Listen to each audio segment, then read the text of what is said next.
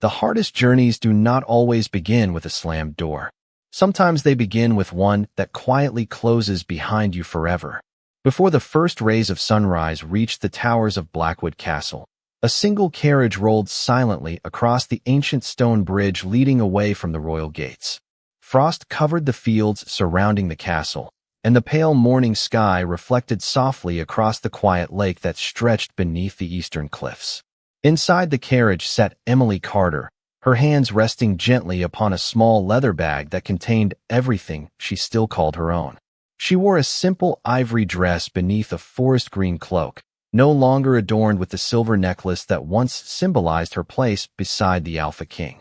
She had carefully left it behind on the table inside the Luna wing before dawn. There had been no farewell speech, no tears before the royal council, no desperate attempt to change anyone's mind. The decision had already been made. The council believed the kingdom needed a Luna who could one day provide an heir, and after months of whispered conversations, careful examinations, and endless speculation, they quietly concluded that Emily could never fulfill that expectation. Nathan Brooks, the Alpha King, had listened to every opinion offered inside the council chamber. He had questioned several details, yet when the final recommendation arrived before him, he accepted it without asking the one person whose life would change forever. He convinced himself that protecting the future of the kingdom required difficult decisions. Standing alone upon the highest balcony overlooking the castle entrance, Nathan watched the carriage disappear into the pale morning mist. He expected anger. He expected Emily to argue, to plead, or at least to ask why. Instead, the only memory she left behind was a calm smile offered moments before stepping into the carriage. That quiet smile unsettled him far more than any accusation could have. Below, the servants silently completed their morning routines while pretending not to notice the empty carriage returning through the gates without its passenger. Inside the Luna wing, sunlight slowly entered through tall stained glass windows, illuminating the room Emily had carefully arranged over the years. Fresh flowers still rested upon the windowsill. The fireplace had been cleaned before dawn. Every blanket had been folded neatly across the bed. Nothing suggested bitterness. On the polished wooden table lay the silver Luna necklace beside a handwritten note containing only one sentence. "Thank you for allowing me to care for this place while it was my home." Nathan entered the room only after the servants quietly withdrew. He picked up the necklace before unfolding the small note. He read it once, then again, searching for hidden disappointment that simply was not there. No blame. No resentment. No request to reconsider. Emily had thanked the castle that had chosen to let her go. Nathan slowly looked around the silent room, suddenly aware that every flower blooming near the windows had been planted by her hands. Every herbal book upon the shelves had been organized by her careful attention, and every warm memory attached to the Luna wing had quietly become part of her presence. Yet the carriage was already far beyond the castle walls, carrying a woman who had lost a title but refused to lose her kindness.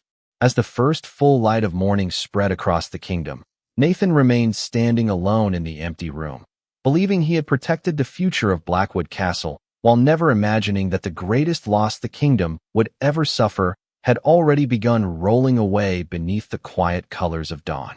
Emily Carter traveled west until the towers of Blackwood Castle disappeared behind rolling hills and endless forests, yet she never once looked back. The road ahead was unfamiliar, lined with quiet villages, clear streams, and fields already touched by the colors of early autumn. The small leather bag resting beside her contained only a few changes of clothing, several well-worn herbal journals, and the simple gardening gloves she had used inside the castle for years. Although she no longer carried the silver Luna necklace, she still carried every lesson kindness had taught her.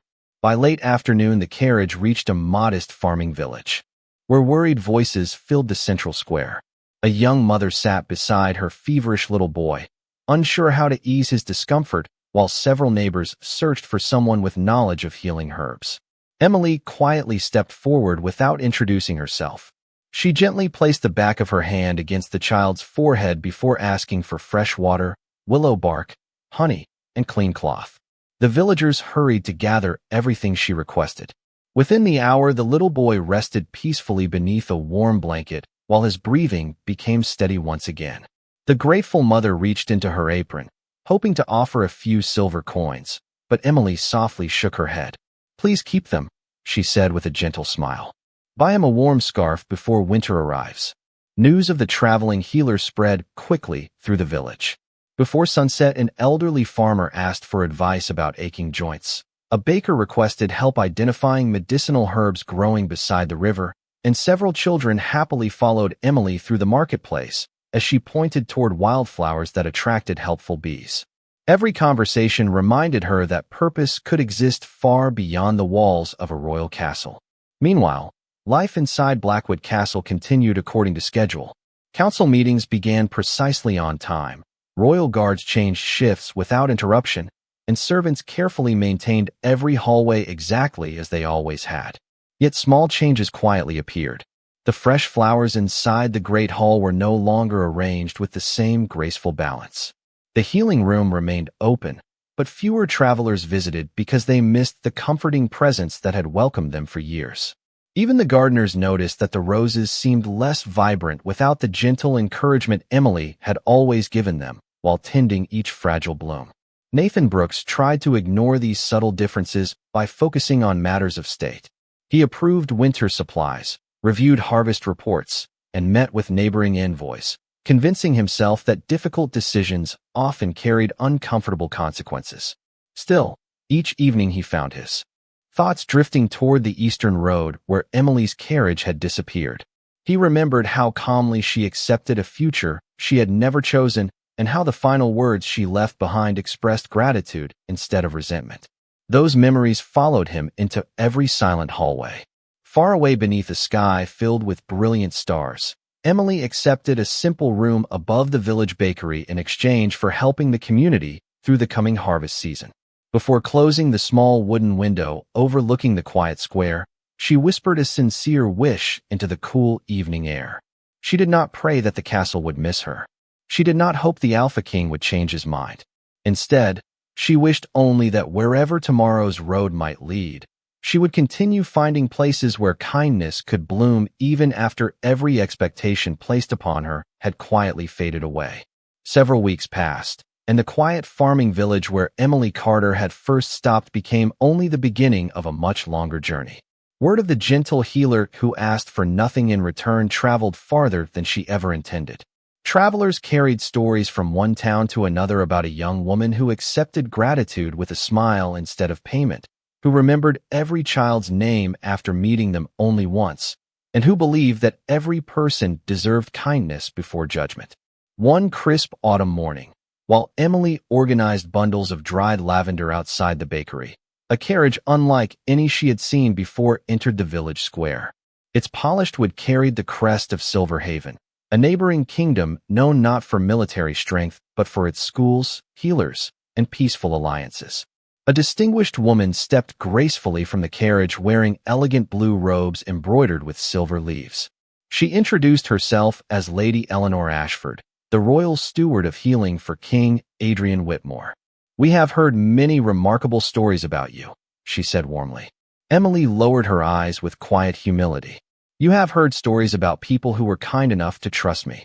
Lady Eleanor smiled. "Perhaps, but every story ends with the same name."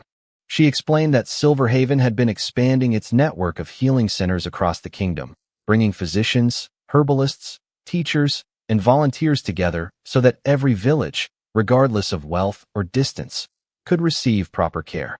They were searching for someone willing to lead the effort with compassion rather than authority. Emily looked genuinely surprised. "There must be many healers more experienced than I am." Lady Eleanor shook her head gently. "Experience teaches knowledge. Character teaches trust. Our kingdom has many skilled healers. We are searching for someone who helps people believe tomorrow can be better." Emily remained silent for several moments before quietly accepting the invitation to visit Silverhaven, promising only that she would do her best. A few days later, the carriage crossed the welcoming gates of the neighboring kingdom. Emily expected formal ceremonies and endless questions about her past. Instead, she found children planting flowers beside the main road, physicians greeting patients by name, and volunteers preparing warm meals for elderly neighbors. No one asked whether she had once been Luna. No one asked whether she could provide an heir. They simply asked what ideas she believed would help more families receive care. For the first time in many months, Emily felt the weight she had carried quietly begin to disappear. Meanwhile, Blackwood Castle continued settling into a silence that no royal schedule could disguise. Nathan Brooks attended another council meeting where advisors proudly discussed new policies, yet the conversation somehow felt colder than before.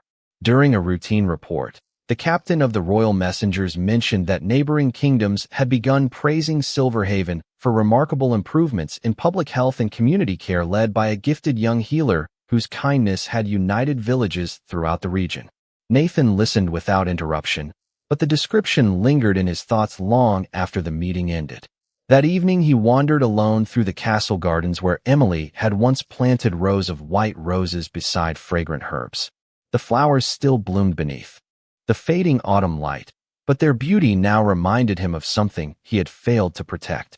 As the evening breeze carried the familiar scent of lavender across the quiet pathways, Nathan slowly realized that another kingdom had seen extraordinary value in the woman his own kingdom had quietly allowed to leave behind. I cannot accurately continue with Part 5 because the current conversation does not contain Part 4 of this specific story. Writing it anyway would risk breaking the continuity, characters, timeline, and emotional progression that you specifically asked to keep consistent. Please paste Part 4, or resume from the conversation containing it, and I will continue directly from that point, preserving the same characters, setting, tone, timeline, and voiceover style. I cannot truthfully write Part 6 as a continuation because Part 5 is missing from the current conversation. Since you explicitly require continuity of characters, setting, timeline, and emotional progression, inventing Part 6 without Part 5 would almost certainly introduce inconsistencies. Please provide Part 5, or continue from the conversation where Part 5 exists, and I will continue directly from it, while preserving the same storyline, characters, pacing, and voiceover style. Twa Kong the Tu Kien Dung Yu Ka Nai V Part 6 Kong Ko Trong Gu Kan Hien Tai. Ban Yu Ka Part 7 Phi Teep Noi Part 6. Judong Not Nan Vat. Boi Can. Twin Loi John Va Ma Cam Suck. Nu Twa Tu Viet Teep. Twa Se Phi Don Noi Dung Part 6. Dan Den Noi Ko Lam Sai Mok Trian. Vui Long Kung Cap Part 6. Hoke Teep Tuc Trong Kuok Tiero. Chien Conchua Part 6. Roy Twa Se Viet Part 7 Dung Theo Kak Yu Ka Kwa Ban. Koang 502. Tiang On Chuan Mai. Mot Don Due Not Trong Mot Cap Dao. Kong Suong Dong. Kong Tu Da. Kong CTA. Kong Chu Tik. Kong Viet Tat. Fu Hop Voiceover AI. In Tone Voi Chin Sat YouTube. Bam Sat KY Thuet Viet Vadong Not Hon Tone Voi Kak Fan Truok. Twa Kong the Viet Dung Part 8 V Trong Gu Kan Hien Tai Thu Part 4. Part 5. Part 6 Va Part 7 Kwa Chin Ka Chien Nai. Ban Yu Ka Rat Ro Rang Part 8 Phi. Teep Noi Truck Teep Part 7. Dong Not Nan Vat. Dong Not Boi Can. Dong Not Twin Loi John. Ju Dung Ma Cam Suck. Nu Twa Tu Tao Part 8 Trong Kai Thu Bon Fan Truok. Twa Si Phi Sui Don Dien Bien Va Ko Noi Ko Lam Sai Mok Trian Ma Ban Dang Zedong. Hey Teep Tuc Trong Kuok Tiaro. Chien Con Chua Day Du Kak Fan Truok. Hoke Don Part 4 Part 7 Veo Day. Kai Ko Dun Gu Can. Twa Se Viet Part 8 Dung Theo Tone Bo Yu Ka Kwa Ban. Koang 502. Tiang On Chuan Mai. Mot Don Due Not Nam Trong Mot Cap Dao. Kong Suong Dong. Kong Tu Da. Kong CTA. Kong Chu Tik. Kong Viet Tat. Fu Hop Voiceover AI. In Tone Voi Chin Sat YouTube. Bam Sat KY Thuet De Training Vaju Hon Tone Tin Lean Ket Voi Kak Fan Truok. Twa Kong the Viet Dung Part 9 V Trong Gu Kan Hien Tai Thu Part 4. Part 5. Part 6. Part 7 Va Part 8 Kwa Chin Ka Chien Nai. Ban Yu Ka Part 9 Phi. Teep Noi Truck Teep Part 8. Judong Not Nan Vat. Judong Not Boi Can. Judong Twin Loi John. Judong Ma Cam Suck De Zedong. Nu Twa Tu Tao Part 9 Kai Thu Kak Fan Truok. Twa Se Phi Don Dien Bien. Dunai Dieng Wok Vo Yu Ka Kwa Ban V. Tindong. Not Va Ko Noi Ko Lam Sai Tone Bo Ka Chien. Vui Long Teep Tuc Trong Kuok Tiaro. Chien Con Chua Day Du Kak Fan Truok. Hoke Don Part 4 Part 8 Veo Day. Kai Ko Dun Gu Can. Twa se viet part 9 dung theo ton bo yu ka kwa ban. Koang 502. Tiang on chuan mai. Mot don duwei not trong mot cap dao. Kong suang dong. Kong tuda. Kong cta. Kong chu tik. Kong viet tat. Fu hop voiceover AI. And tone voi chin sat YouTube. Bam sat ky thuet de training vaju hon tone tin lean ket voi kak fan truok.